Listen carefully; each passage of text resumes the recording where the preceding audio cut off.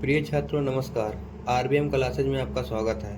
आज हम इस वीडियो में देखेंगे कि द्विघात समीकरण का गुणनखंड कैसे किया जाता है। तो देखिए इसको ध्यान से। इस वीडियो में या इस सीरीज में हम 3 प्रकार का गुणनखंड करना सीखेंगे। पहला देखिए, जब एक्स स्क्वायर का गुणांक 1 हो। एक्स स्क्वायर का गुणांक 1 होने का मतलब है ये जो एक्स स्क्वायर है यहाँ पर कोई गिनती नहीं रहेगा। गणित में जब कोई गिनती नहीं होता है तो 1 होता है। तो यहाँ पर क्या है, 1 है। तो अभी हम पहला वाला यही वाला देखेंगे कि जब एक्स स्क्वायर का गुणांक 1 हो। उसके बाद दूसरा वाला देखेंगे जब एक्स स्क्वायर का गुणांक कोई गिनती हो, जैसे 2 आएगा, 3 आएगा, 4 आएगा। उसके बाद तीसरा वाला पार्ट जो आएगा उसमें हम रूट में भी आता है, ऐसे रूट लिखा रहेगा, रूट 5 लिखा रहेगा, यहाँ भी रूट रहेगा। यहाँ एक्स स्क्वायर का भी गुणांक रूट हो सकता है तो उसको भी देखेंगे। तो ये गुणनखंड कैसे किया जाता है, 3 पार्ट में वीडियो आएगा। तो ये पहला वीडियो है, ये पार्ट 1 है।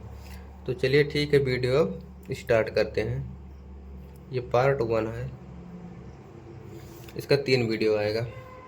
तो देखिए, जब एक्स स्क्वायर का गुणांक 1 हो तब कैसे सॉल्व करते हैं।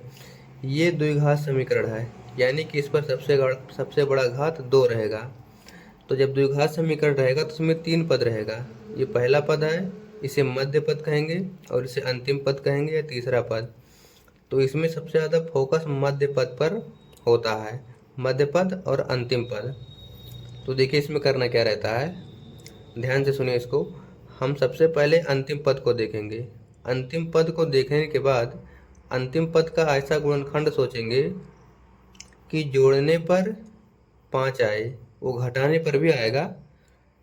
ये जो मैं स्टार्ट किया हूँ एकदम सिंपल वाले सवाल से लेकर के किया हूँ। देखिए यहाँ सब प्लस है ना, इसमें भी सब प्लस है। अभी माइनस वाला भी आएगा, यहाँ भी माइनस आएगा, यहाँ भी माइनस रहेगा, दोनों माइनस होगा। तो धीरे धीरे लेवल बढ़ेगा। ये प्लस वाला है, सबसे सिंपल वाला है। तो देखिए अभी क्या बताया हमने कि अंतिम वाले पद और ये मध्य वाले पद पर फोकस करना है।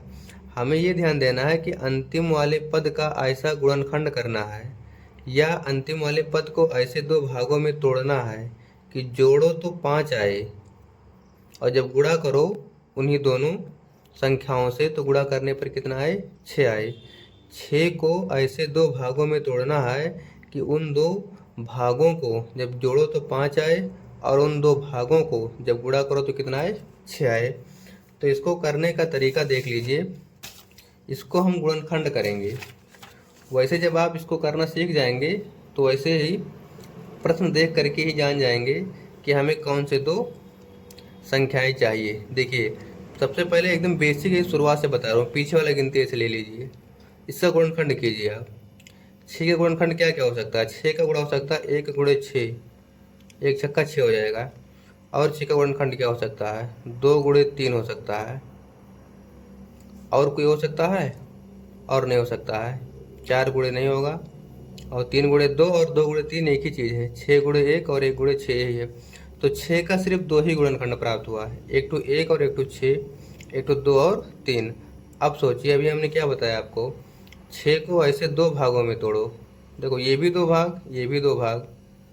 तो जब हमने बताया कि 2 भागों में तोड़ो तो 2 भागों में तोड़ लिए। अब आप सोचेंगे कि इसको लें कि इसको लें।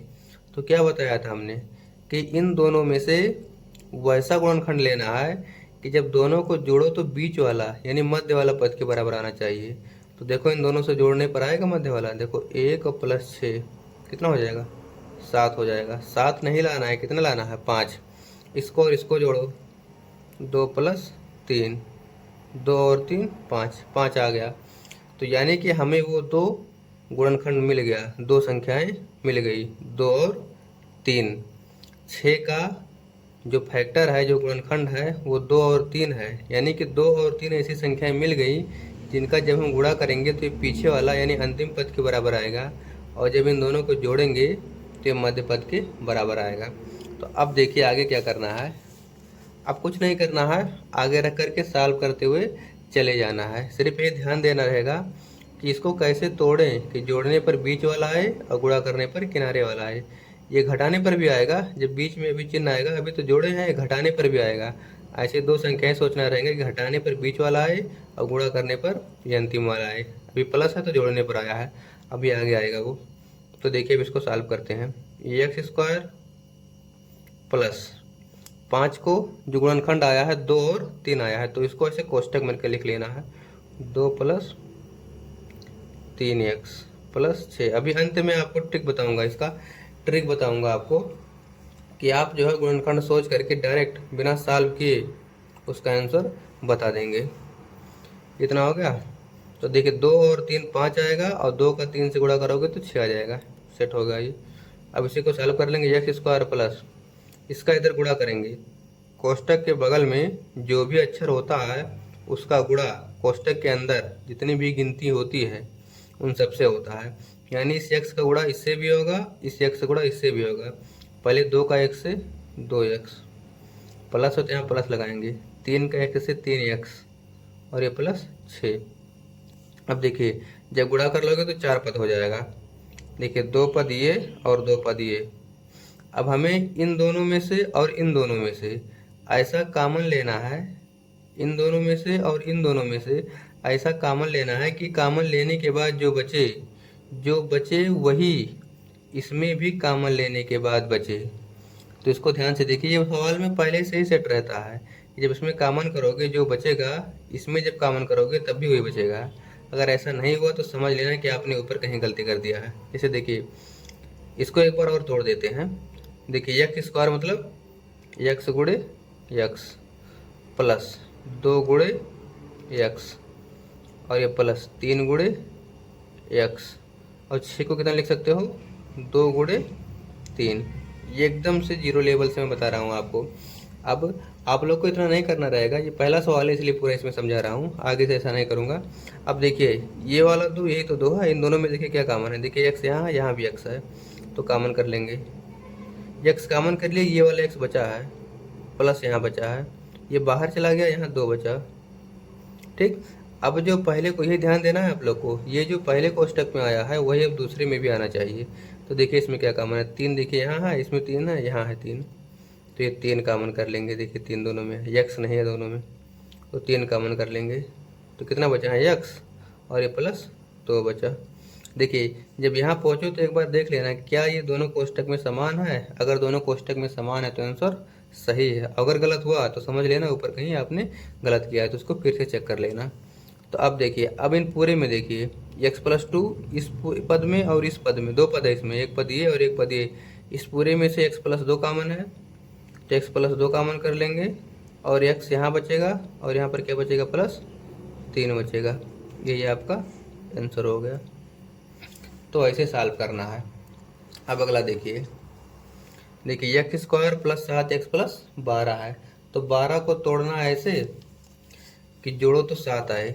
तो देखिए 12 को कितना लिख सकते हो आप, 1 गुणे 12 लिख सकते हो, फिर 12 को लिख सकते हो आप 2 गुणे 6 12, फिर इसको लिख सकते हो 3 गुणे 4 12, इतना लिख सकते हैं आप, और कुछ नहीं लिख सकते हैं। तो देखिए 6 और 2 तो 8 हो जाएगा, 8 नहीं 7 लाना है। इसको देखिए 3 और 4 7 हो जाएगा, और 3 का 4 से गुणा करेंगे तो 12 आ जाएगा, यानी कि यही वो गिनती है। ये गुणनखंड इसको आप कर लेना, गुणनखंड करना आता होगा आप लोग को। तो यहाँ पर कितना है, 3 प्लस 4, तो ये एक्स स्क्वायर प्लस 7 की जगह पर 3 प्लस 4 एक्स प्लस 12। अब एक्स स्क्वायर फिर वही सब करना है जो अभी किए थे, 3 का एक्स से 3x प्लस 4 का x से 4x प्लस 12।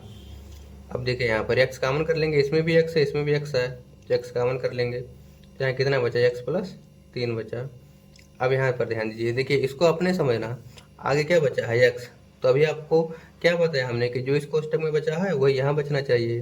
तो अगर यहाँ x बचाना है तो देखिए 4x है, 4 कॉमन करना पड़ेगा। इसको समझ लेना, अपना ये सेट है, ये हर सवाल में सेट है, या ऐसा कॉमन इसमें सेट है कि जब करोगे तो कॉमन तो ये वाला बचेगा। तो देखिए हमें x बचाना है तो 4 कॉमन करना पड़ेगा, तो यहाँ से 4 कॉमन करेंगे तो यहाँ x बचा। अब 4 12 में 4 है कि नहीं, 4 का गुणा 3 से 4 3 12 होता है, तो इसमें 4 कॉमन कर लेंगे तो यहाँ कितना बचेगा, 3 बचेगा। इसको कैसे करोगे, 4 का पहाड़ा पढ़ना, जितना बार पढ़ने पर आएगा वही यहाँ लिख देना, 4 3 12। कॉमन मतलब भाग होता है, जैसे देखिए यहाँ पर 12 में 4 से भाग करना है, 12 में 4 से भाग करना है, तो 4 का नाम 4 4 3 12। कॉमन माने भाग किया गया है, तो ये 4 जब भाग कर लिए तो यहाँ 3 बचा। अब देखिए इसको और इसको एक बार लिख दो, ये आंसर हो गया x+3 और यहाँ जो बचा x+4, ये आंसर हो गया। ठीक, तो अब हम अगला सवाल, तो देखिए तीसरा सवाल, देखिए आपके यहाँ 8 है और यहाँ पर आपके देखिए यहाँ माइनस आ गया, प्लस वाला तो बता दिए, अब ये अगला माइनस वाला आ गया। अब देखिए फिर से दो संख्याएं सोचना है कि गुणा करो तो 8 आए, जोड़ो या घटाओ तो 6 आए। तो 8 का गुणनखंड कितना होता है? 2 गुणे 4, 2 जोड़ के 8 होता है। तो 2 गुणे 4 और 2 में 4 जोड़ेंगे तो 6 आ जाएगा, यानी कि 2 + 4 होगा यहाँ पर। तो x² माइनस यहाँ पर 2 + 4 लिखो, चाहे 4 + 2 लिखो, वही आंसर आएगा +8। अब गुणा कर लेंगे जैसे पिछली बार किए थे। अब चिन्ह ध्यान देना है यहाँ पर, यहाँ क्योंकि माइनस आ गया। देखिए 2 का x से 2x माइनस में, इसका गुणा इससे भी होगा। अभी आपको बताया कि कोष्टक के बगल में जो भी गिनती रहेगा या जो भी चिन्ह रहेगा उन सबका गुणा कोष्टक के अंदर होगा। तो इस माइनस से गुणा इससे भी होगा, तो माइनस प्लस माइनस होता है, ये आपको पहले ही बता चुका हूँ। और ये +8 बचा। ठीक, अब देखिए अब कॉमन करना है यहाँ पर। देखिए x² मतलब 2 बार x है, एक बार यहाँ है तो एक बार कॉमन हो जाएगा। तो x कॉमन कर लिए तो x - 2 बचा। अब यहाँ पर देखिए ध्यान से, यहाँ पर x बचाना है तो 4 कॉमन ही करना पड़ेगा, तभी यहाँ x बचेगा। लेकिन देखिए कॉमन का मतलब यही होता है कि जो दोनों में हो। देखिए 4 यहाँ भी है, यहाँ भी 8 में 4 है, 4 गुणे 2, 4 दूनी 8, 8 का मतलब यहाँ 4 गुणे 2 लिखा है, तो 4 कॉमन कर लेंगे, 2 बचा रह जाएगा। लेकिन एक चीज़ और देखिए, यहाँ माइनस कॉमन है, मतलब यहाँ माइनस लेना पड़ेगा बाहर, तभी तो x प्लस में आएगा। तो यहाँ माइनस तो नहीं दिख रहा है, यहाँ तो प्लस है। तो आप इसको समझिए, प्लस का मतलब होता है 2 माइनस, 2 माइनस मिल करके एक प्लस बनता है। ये जहाँ प्लस लिखा है, ये लिखा है माइनस गुणे माइनस लिखा है, ये प्लस की जगह पर, यानी कि यहाँ 2 माइनस है, एक माइनस कॉमन कर लेंगे तो एक माइनस बचा रहेगा। चलिए देखिए इसको थोड़ा सा बता देते हैं विस्तार से। ये जो है यहाँ पर माइनस गुणे माइनस लिखा है और ये लिखा है 4 गुणे 2 लिखा है। अब देखिए ये तो कॉमन कर चुका हूँ, इसको विस्तार से थोड़ा बता दिए हैं। देखिए -4x, x तो कॉमन नहीं करना है, ये गुणा है और x है। -4 यहाँ भी है और -4 यहाँ भी है, तो ये -4 कॉमन कर लिए, तो यहाँ कितना बचा? x बचा। ये -4 बाहर चला गया, यहाँ पर कौन सा चिन्ह बचा है? माइनस बचा है। और ये क्या बचा है? 2 बचा है। देखिए दोनों समान है ना, जो समान है तो सही है। अब इसको ये दोनों जो है उसको लिख लो, दोनों में जो है, और उसके बाद इसको लिख लो x - 4, ये आपका आंसर हो गया। ठीक, अब अगला देखिए, अगला है x²। देखिए सेम गिनती सवाल ये भी है, यहाँ 8 था, यहाँ भी 8 था, लेकिन यहाँ 6 था, यहाँ पर कितना आ गया? 2 आ गया। तो फिर से सोचो ऐसी गिनती कि गुणा करो तो 8 आए और जोड़ो और घटाओ तो 2 आए। एक चीज़ और आपको बता दूं, अगर पीछे माइनस आया, तो घटाना पड़ेगा, याद रखना इस बात को। अगर पीछे माइनस आया तो घटाना पड़ेगा, तो यानी कि यहाँ घटाना है। अब सोचिए दो संख्याओं को, 4 गुणे 2, 4 दूनी 8 तो होता है, और 4 में से जब 2 घटाएंगे तो 2 बच जाएगा। तो यहाँ पर कितना लिखना है? 4 - 2 लिखना है, प्लस है 4 - 2 और ये x और ये -8। समझिए 4 में से 2 गया 2। इसको जब सॉल्व करो कोष्टक वाला तो यही आना चाहिए, ये ध्यान देना है। यहाँ भी देखिए 2 और 4 6 आया, वही आना चाहिए। इसको भी एक बार देख लिया करिए। x² प्लस 4 का x से 4x, और ये माइनस का 2 से x से -2x, और ये -8। x कॉमन कर लेंगे, बचा x + 4, बीच में प्लस बचाना है तो माइनस कॉमन करना पड़ेगा, माइनस कॉमन कर लिए और 2 करना पड़ेगा x।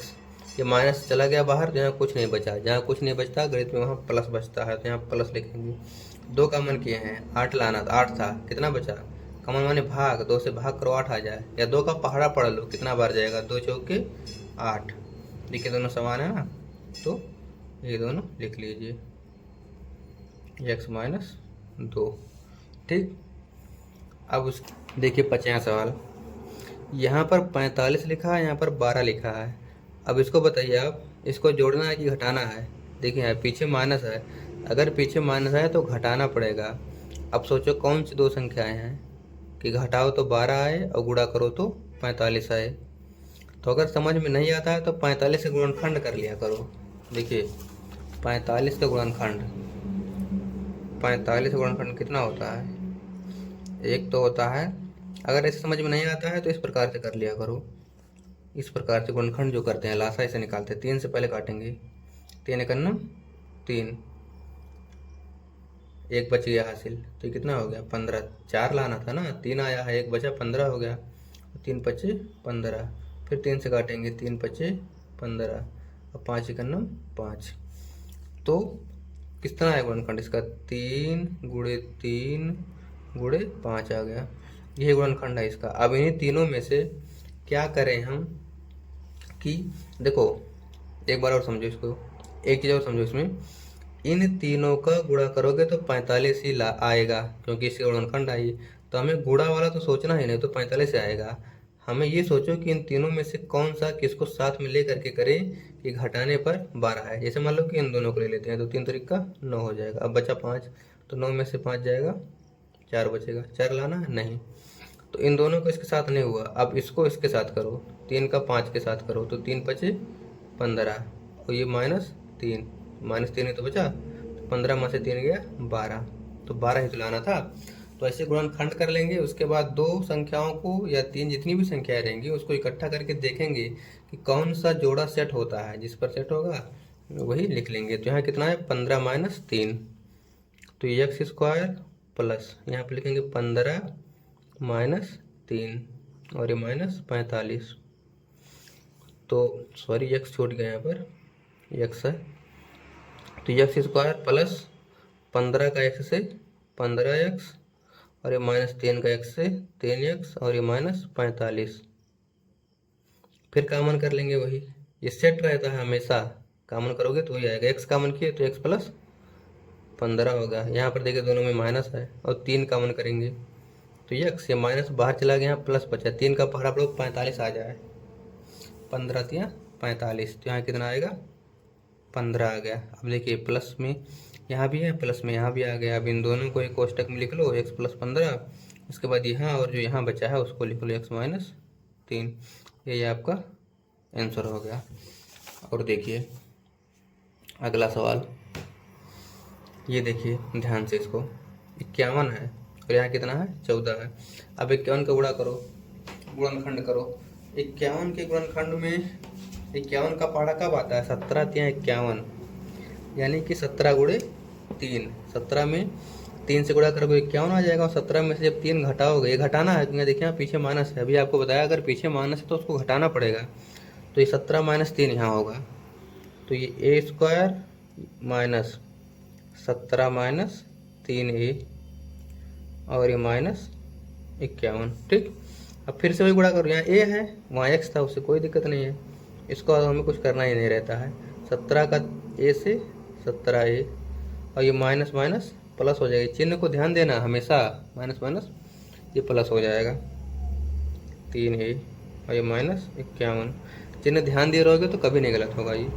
अब देखिए a कॉमन कर लेंगे तो a - 17 बचा और यहाँ पर +3 कॉमन करेंगे, +3 कॉमन करेंगे तो a और ये -3 का पहाड़ा पर क्यों ना आ जाए 17। ये पहले सेट रहता है, ये अपना ही समझ लिया करो। अगर यहाँ 17 आ गया तो जब कॉमन करोगे तो 17 ही आएगा, ये सेट है पहले से। तो a - 17 और ये a + 3, ये आपका आंसर हो गया। ठीक, अब यदि वीडियो अच्छा लगा हो तो चैनल को सब्सक्राइब कर लीजिए, जिससे मैं जो भी नया वीडियो बनाऊंगा उसका नोटिफिकेशन आपके पास पहुंचेगा और आप आसानी से उसका अध्ययन कर सकेंगे।